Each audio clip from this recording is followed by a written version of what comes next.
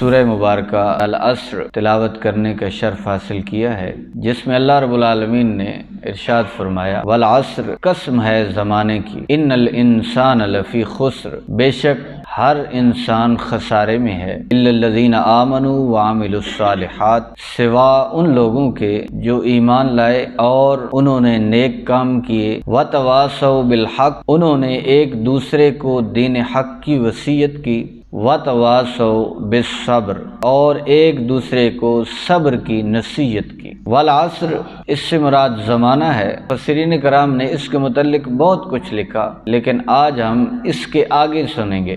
ارشاد باری تعالیٰ ہے کہ ان الانسان لفی خسر، بے شک ہر انسان خسارے میں ہے۔ کائنات کے اندر جب ہم سوچتے ہیں کتنے انسان بستے ہیں، ہر انسان خسارے میں کیسے ہے؟ اگر ہم نظر دوڑائیں تو ہم جب کسی سے پوچھتے ہیں کہ تمہاری عمر کتنی ہے، تو بتانے والا بتاتا ہے کہ میں 30 سال کا ہوں، میں 25 سال کا ہوں، میں 40 سال کا ہوں۔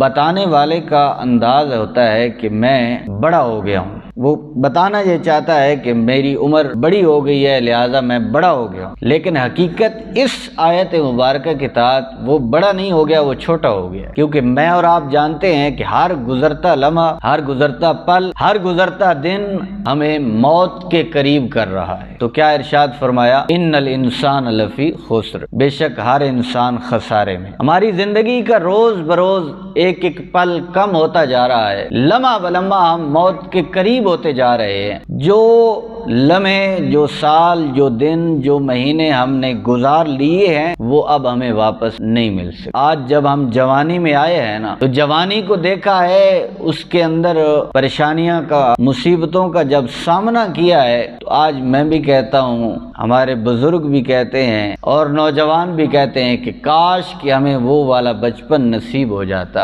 جس میں کوئی پریشانی نہیں تھی، موج ہی موج تھی، جو چاہتے تھے وہ مل جاتا، اگر نہ ملتا تو دو آنسو بہاتے، والدین ہمارے آنسوؤں کو نہ دیکھ سکتے، ہماری ضرورت کو ضرور پورا کر۔ تو کہا ان الانسان لفی خسر، اگر اس سے مراد یہ لیا جائے کہ ہر وہ انسان جس نے پیغام حق کو قبول نہیں کیا وہ بھی خسارے کے اندر، کیونکہ اس جہان کے اندر رہ کر وہ اس دنیا سے جتنا نفع حاصل کرنا چاہے وہ کر سکتا ہے، لیکن آخرت میں اسے کوئی حصہ نصیب نہیں ہو۔ ارشاد باری تعالیٰ ہے جس نے دنیا چاہی ہم اسے دنیا عطا کر دیتے ہیں، جس نے آخرت کو طلب کیا ہم اسے آخرت بھی عطا کرتے ہیں۔ تو جس نے فکر آخرت کو ترک کیا، فکر دنیا میں اس نے اپنی زندگی کو مشغول رکھا، اپنے آپ کو یہیں تک محدود رکھا، وہ شخص بھی خسارے کے اندر ہے۔ کیوں کہ جب آنکھ بند ہوگی تب اس سے معلوم ہوگا کہ میں نے زندگی کو کن فضول کاموں میں گزارا ہے۔ تو کہا ان الانسان لفی خسر، بے شک ہر انسان خسارے میں ہے، الا الذین آمنوا، یہاں سے استثناء فرمایا، کہا سارے انسان خسارے میں ہیں، لیکن ان سارے لوگوں میں سے کچھ ایسے خوش نصیب لوگ ہیں، بامراد لوگ ہیں جو خسارے میں نہیں ہیں۔ وہ کون سے لوگ ہیں؟ وہ لوگ ہیں جنہوں نے اسلام کو اپنے سینے سے لگایا، اللہ کا پیغام، اللہ کی وحدانیت، رسول کریم علیہ السلام کی رسالت کا اقرار کیا، کہا الا الذین آمنوا، جو ایمان والے ہیں وہ خسارے سے بچ گئے ہیں۔ اب ایمان ہمیں تسلی دے رہا ہے کہ بلا شبہ اس سے پہلی آیت مبارکہ تم نے پڑھی اور تم اضطراب کی کیفیت میں آ گئے کہ ان الانسان لفی خسر، بے شک ہر انسان خسارے میں ہے، لیکن قرآن کے متعلق اللہ فرماتا ہے کہ ہم نے ہر چیز کا ذکر اس لا ریب کلام میں رکھ دیا ہے، اور جتنے بھی کائنات کے اندر علوم ہیں وہ سارے قرآن سے پھوٹتے ہیں، سارے علوم کی اصل قرآن ہے۔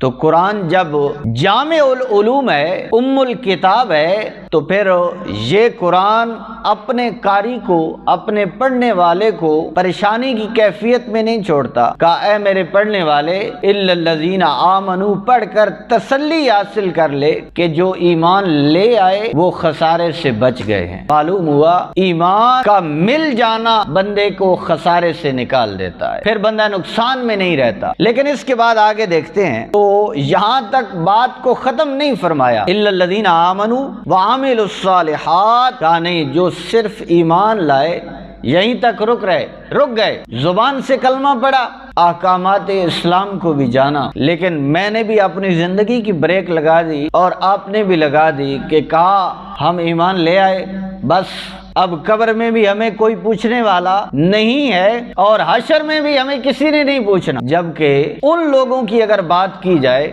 جنہوں نے سب سے پہلے اسلام کو قبول کیا ہے، تو جب ان کے سامنے قبر کا تذکرہ ہوتا ہے آنکھوں سے آنسوں کی جھڑی لگ جاتی ہے اور اتنا روتے ہیں کہ زمین بھی تر ہو جاتی ہے، اور کہنے والے یہاں تک کہہ گئے یہ کن لوگوں نے کہا جنہیں آپ کے اور ہمارے آقا و مولا صلی اللہ علیہ وسلم نے جنت کے ٹکٹ عطا فرمائے۔ وہ کہتے ہیں کاش کہ میں ایک پرندہ ہوتا، کبھی ایک درخت پر بیٹھتا، وہاں سے اڑ کر دوسرے درخت پر بیٹھ جاتا اور یوں ہی اپنی زندگی گزار دیتا، مجھ سے زندگی کا حساب نہ لیا جاتا۔ ایک صحابی رسول تنکا اٹھاتے ہیں اور کہتے ہیں کاش کہ میں تنکا ہوتا اور مجھ سے میری زندگی کا حساب نہ لیا جاتا۔ تو جنہوں نے ایمان لانے کے بعد اگلی منزل کو نہ پہچانا، عامل الصالحات کی طرف نہ آئے، وہ لوگ بھی خسارے کے اندر ہیں۔ یاد رکھیے فَمَن يَعْمَلْ مِثْقَالَ ذَرَّةٍ خَيْرًا يَرَهُ، جس نے ذرہ برابر اچھائی کی ہے اس کو بھی صلہ دیا جائے گا، اور وَمَن يَعْمَلْ مِثْقَالَ ذَرَّةٍ شَرًّا يَرَهُ، جس نے ذرہ برابر برائی کی ہے اس سے بھی حساب و کتاب لیا جائے گا۔ اللہ اکبر۔ اب دیکھیے اگر ہم اسی بات کو لیتے ہیں، ایمان ہمیں حضور کے صدقے ملا، قرآن ہمیں حضور کے صدقے ملا، رحمان ہمیں حضور کے صدقے ملا، لیکن وہ نبی جن کا مقام یہ ہے کہ اللہ نے آپ کو امام الانبیاء بنا کر بھیجا، اس کائنات کے اندر سب سے عظیم آپ کو مقام عطا فرمایا، ان کا عمل کیا ہے کہ آپ راتوں کو کھڑے ہو کر اللہ کے حضور عبادت کرتے ہیں، اور عبادت کا انداز کیا ہے کہ قیام کی وجہ سے آپ کی پنڈلیاں مبارک سوج جاتی ہیں، ورم آ جاتا ہے، اور ام المومنین عرض کرتی ہیں یا رسول اللہ صلی اللہ تعالی علیہ وآلہ وسلم آپ تو اللہ کے رسول ہیں، آپ اتنی عبادت کیوں کرتے ہیں؟ آقا کریم علیہ السلام نے فرمایا اے عائشہ کیا تو نہیں چاہتی کہ میں اپنے رب کا شکر گزار بندہ بن جاؤں؟ میں نے یہ بات ان کی ہے جن کو اللہ رب العالمین نے شفیع بنا کر بھیجا ہے کہ آپ نے شفاعت فرمانی ہے، ان کی عبادت کا یہ عالم ہے۔ اگر ایمان لانے کے بعد عامل الصالحات کی منزل بھی نصیب نہیں ہوئی تو میں اور آپ جان لیں کہ ہم اسی پہلے حصے کے اندر آتے ہیں کہ ان الانسان لفی خسر، کہ بے شک ہر انسان خسارے میں۔ اچھا ایمان نصیب ہوا، عامل الصالحات کی منزل پر بھی ہم فائز ہو گئے اللہ کے فضل و کرم سے۔ بہت بڑا مقام ہے اعمال صالحہ کرنا۔ قرآن مقدس کے اندر آپ جہاں بھی مطالعہ کریں اہل ایمان کا یہ وصف بیان کیا گیا ہے کہ وہ ایمان لانے کے بعد عامل الصالحات نیک عمل کی طرف مرغوب رہتے ہیں۔ اگر ہمیں یہ دونوں منازل نصیب ہو گئیں تو پھر آگے کیا حکم دیتا ہے قرآن؟ ایمان کا مل جانا بہت بڑی نعمت ہے اور اسلام کا مل جانا بہت بڑی نعمت ہے۔ اسلام ایک ایسا واحد دین ہے جس کو اللہ نے ہمارے لیے پسند فرمایا ہے۔ اب جو پسند اللہ کی ہے وہ نعمت اگر ہمیں مل جائے تو اس سے بڑی اور نعمت کیا ہے؟ اور آپ کو اور مجھے مبارکباد ہے کہ اللہ نے ہمیں آنکھ کھولی ہے تو اسلام کے معاشرے میں اللہ نے ہمیں وجود عطا کیا ہے، ہمیں بن مانگے دین ملا ہے، ہمارے لیے یہ بہت بڑی نعمت ہے۔ اور پھر اگر ہم اس بات کی طرف ذرا غور کریں کہ اسلام ہمیں بن مانگے دیا گیا لیکن ہمارے اندر اسلام کی محبت نہیں ہے، اس کی وجہ یہ ہے کہ ہمیں بن مانگے دیا گیا، ہم بے قدرے لوگ ہیں۔ قدر کن کے پاس ہے؟ ان سے پوچھئے کہ جن کو اپنے گھر والوں نے جائیداد سے بھی بے دخل کر دیا، شہر سے بھی بے دخل کر دیا، قدر تو ان سے پوچھے نا جنہوں نے اس دین کے لیے سب کچھ قربان کیا۔ ہمیں اسلام ملا، ہم نے تعلیم حاصل کی، عامل الصالحات کے مقام پر آئے، ایمان لانے کے بعد عمل صالح کرنا، یہیں تک معاملہ ختم ہو جاتا ہے۔ اس سے آگے کیوں نہ بڑھے؟ اس سے آگے کیا ہے؟ وَتَوَاسَوْا بالحق، جو ایمان والے تھے، عمل صالح کرنے والے تھے، انہوں نے ایک دوسرے کو دین حق کی وصیت کی۔ کیا وصیت کی؟ ہم کیا نماز جنازہ میں دعا پڑھتے ہیں آخر کے اندر؟ اللہم من احییتہ منا فاحیہ علی الاسلام، اے اللہ تو جسے زندہ رکھ دین اسلام کے اوپر زندہ رکھ، اور ومن توفیتہ، جسے تو وفات دے دے، موت دے دے، فتوفہ علی الایمان، اسے ایمان کے اوپر موت دینا۔ ہم یہ دعا مانگتے ہیں، یہی بات اس سورہ مبارکہ کا یہ حصہ بتلا رہا ہے کہ وہ ایک دوسرے کو دین حق کی وصیت کرتے رہے۔ حضور نے کیا ارشاد فرمایا؟ اپنی اولاد کو 3 چیزیں سکھاؤ۔ نمبر 1 اپنے نبی کی محبت، نمبر 2 اپنے نبی کی آل کی محبت، اور نمبر 3 قرآن کی تعلیم۔ حضور نے اپنی امت کو وصیت فرمائی۔ ایک اور حدیث سے مبارکہ میں آیا، کلکم راعن وکلکم مسئول عن رعیتہ، تم میں سے ہر ایک شخص نگہبان ہے، ذمہ دار ہے، اور ہر ایک شخص سے اس کی رعایا کے متعلق سوال کیا جائے گا، جو اس کے ماتحت ہیں۔ اگر افسر ہے تو اس کے ماتحت جتنے کام کرنے والے اس کے متعلق پوچھا جائے گا، شوہر ہے تو اس کے گھر والوں کے متعلق پوچھا جائے گا، والد ہے تو اس کی اولاد کے متعلق پوچھا جائے گا۔ غرض کہ ہر شخص ذمہ دار ہے۔ اس سورہ مبارکہ کے تحت میں اور آپ اپنا محاسبہ کریں، کیا ہم نے عامل الصالحات کے بعد ایک دوسرے کو دین حق کی وصیت کی؟ ہمارے ذمہ تبلیغ ہے۔ اللہ رب العالمین اس امت کا مقام و مرتبہ، شان و عظمت بیان کرتے ہوئے ارشاد فرماتے ہیں، کنتم خیر امہ، تم بہترین امت ہو۔ اللہ نے ہمیں بہترین امت کہا ہے، آپ کو بہترین امت کہا ہے۔ اللہ جسے بہترین کہے اسے بہترین بننا چاہیے۔ اللہ جسے بہترین کہے اسے بہترین بننا چاہیے۔ اب بہترین ہونے کی وجہ، اس کا سبب کیا ہے؟ کہ تم بہترین امت ہو، اخرجت للناس، لوگوں کے لیے نکالی گئی ہو۔ تمہاری علامت، تمہاری ذمہ داری یہ ہے کہ تأمرون بالمعروف، تم لوگوں کو نیکی کا حکم دیتے ہو، وتنہون عن المنکر، اور برائی سے روکنے والے۔ میں اور آپ محاسبہ کریں، میں بھی کرتا ہوں، آپ بھی کریں، کیا ہم اس مقام پر فائز ہوئے؟ کیا ہم نے اپنی ذمہ داری نبھائی؟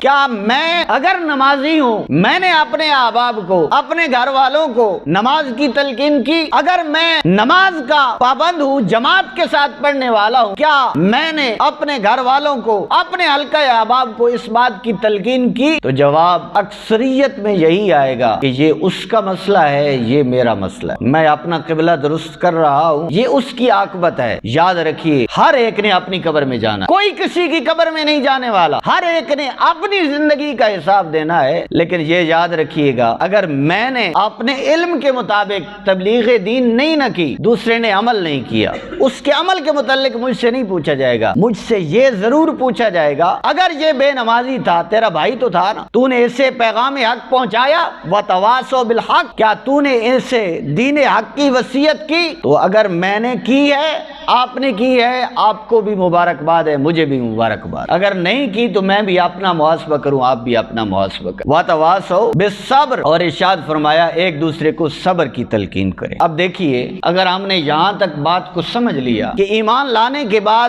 سب سے مقدم چیز کیا ہے، وعملوا الصالحات، نیک اعمال۔ نیک اعمال کے بعد ہم نے اگلی بات کو سمجھ لیا کہ ہمارے اوپر تبلیغ دین بھی فرض ہے، تو پھر ضروری ہے کہ اس بات کا بھی علم حاصل کیا جائے کہ تبلیغ کرنے کا اصول کیا ہے۔ تو آئیے قرآن سے پوچھتے ہیں، قرآن کیا کہتا ہے؟ ادعو الی سبیل ربک بالحکمہ، اپنے رب کے راستے کی طرف بلائیے حکمت کے ساتھ۔ یہ نہیں کہ دوسروں کو نیچا دکھایا جائے اور اسے بڑے مجمع کے اندر اس کی عزت کو تار تار کر کے بتایا جائے کہ یہ بے نمازی ہے، یہ اتنا بڑا ہو گیا ہے، اس نے قرآن نہیں پڑھا، حرام حلال کی تمیز نہیں کرتا۔ نہیں، ایسے تبلیغ نہیں ہوتی۔ تبلیغ کا اصول یہ ہے، ادعو الی سبیل ربک بالحکمہ، حکمت کو اپنایا جائے، آپ حکمت کے تقاضوں کو پورا کریں۔ اور اگلا اصول کیا ہے؟ والموعظۃ الحسنہ، اچھی نصیحت کو اپنایا جائے، حکمت کے ساتھ ساتھ اچھی نصیحت کو بھی پیش نظر رکھیں، مثال دے کر سمجھائیں۔ قرآن نے اپنے ماننے والوں کو پہلی قوموں کی مثالیں دے دے کر بتایا ہے، اگر تم اطاعت الہی سے روگردانی کرو گے، پہلے لوگوں کے اوپر اللہ نے پتھروں کا بھی عذاب نازل کیا، طوفان بھی آئے اور پانی کا بھی ان کے اوپر عذاب آیا، ہر قسم کا عذاب قرآن نے بیان کیا۔ یہ اصول قرآن نے ہمیں بتایا، اور پھر ساتھ ساتھ جو تبلیغ کرنے والا ہے وہ اپنے مقام کو بھی پہچانے۔ اللہ فرماتا ہے جو مبلغ ہے اس کے متعلق کہا ومن احسن قولا ممن دعا الی اللہ، اس شخص سے عمدہ کلام کس کا ہو سکتا ہے جو اللہ کی طرف بلائے۔ اگر بات یہاں تک سمجھ آ گئی ہے کہ ہم نے اپنے علم کے مطابق تبلیغ کرنی ہے، مبلغ بننا ہے، تو پھر ساتھ یہ بھی بات سمجھ لیجئے، آپ جب اللہ کا پیغام لے کر نکلیں گے نا، لوگوں نے آپ کے لیے پھولوں کی سیج کو نہیں سجانی، آپ کو ملامت بھی کیا جائے گا، آپ کا راستہ بھی روکا جائے گا، لیکن آپ نے اس بات سے پیچھے نہیں ہٹنا، کیونکہ اللہ کا قرآن کہہ رہا ہے تم جو کلام کر رہے ہو وہ سب سے عمدہ کلام، ومن احسن قولا ممن دعا الی اللہ، سب سے بہترین کلام یہ ہے کہ اللہ کے دین کی طرف بلایا جائے۔ اور اگر کہیں پر دل ٹوٹ جاتا ہے، کوئی آپ کی بات کو نہیں سنتا، آپ کے راستے میں روڑے اٹکاتا ہے، دل ٹوٹ گیا ہے، غم زدہ ہو گیا ہے، تو پیچھے نہیں ہٹنا، حضور علیہ السلام کے زمانے کو یاد رکھنا، یاد کرنا ہے کہ حضور جب پیغام حق آپ نے بلند کیا، اللہ اکبر، اس ابو لہب نے ایک انگلی اٹھائی تھی، اللہ نے پوری سورت اس کی مذمت میں نازل فرمائی، تبت یدا ابی لہب، اے ابو لہب تیرے دونوں ہاتھ ہی ٹوٹ جائیں۔ جب آپ تبلیغ دین کے لیے نکلیں اور راستہ کٹھن اور مشکل نظر آئے تو پھر یاد کیجئے گا کہ جب حضور طائف کے بازاروں میں گئے، طائف والوں نے آپ کے ساتھ کیا سلوک کیا، آپ کے اوپر پتھراؤ کیا، آپ کا جسم عطر مبارک زخمی ہوا کہ آپ کے خون کی وجہ سے آپ کی جوتیاں بھر گئی۔ یاد کیجئے گا کہ جب تبلیغ دین والے معاملے کی وجہ سے آپ کو 3 سال تک شعب ابی طالب گھاٹی میں قید ہونا پڑا۔ یاد کیجئے گا جب حضور سین حرم کے اندر اپنے رب کی عبادت کے اندر مشغول ہیں، رب کو سجدہ کر رہے ہیں، وہ اسلام دشمن، وہ کفار آپ کے سر انور پر اوجری لا کر رکھ دیتے۔ ان تمام معاملات کو جب میں اور آپ یاد کریں گے نا تو پھر یہ مشکلات نہیں لگیں گی، یہ پریشانیاں نہیں لگیں گی۔ کہا ومن آسن قولا ممن دعا الی اللہ وعمل صالحا، اللہ اکبر، یہاں پر بھی بات وہی فرمائی الا الذین آمنوا وعملوا الصالحات، یہاں پر فرمایا وہ عمل بھی صالح کرنے والا ہو، نیک عمل کا بھی پابند ہو، اور وقال اننی من المسلمین، اور وہ کہے کہ بے شک میں مسلمانوں میں سے ہوں۔ بات گھوم کر اسی عنوان پر آ کر رکتی ہے کہ سارے انسان خسارے میں ہیں، لیکن الا الذین آمنوا، جو ایمان والے ہیں، عمل اچھے کرنے والے ہیں، دین حق کی وسیعت کرنے والے ہیں، صبر کی تلقین کرنے والے ہیں، وہ اس خسارے سے بچ گئے۔ تو یاد رکھیے ہمارے اوپر لازم ہے کہ ہم اپنے علم کے مطابق تبلیغ کریں، اور سیرت طیبہ کا روشن پہلو ہے کہ جب آپ کو حکم ہوا کہ اب تبلیغ کریں، سب سے پہلے حضور نے اپنے گھر سے تبلیغ شروع فرمائی۔ تو تبلیغ کا آغاز اپنے گھر سے کیجیے، کیوں؟ اللہ کا قرآن کہتا ہے یا ایھا الذین آمنوا قوا انفسکم واہلیکم نارا، اے ایمان والو اپنے آپ کو بھی اپنے گھر والوں کو بھی آگ سے بچاؤ، یہ حکم ہے۔ اللہ رب العالمین کی پاک بارگاہ میں دعا ہے کہ جو ہم نے یہاں سنا، اللہ کریم ہمیں اس کے اوپر عمل کرنے کی توفیق عطا فرمائے۔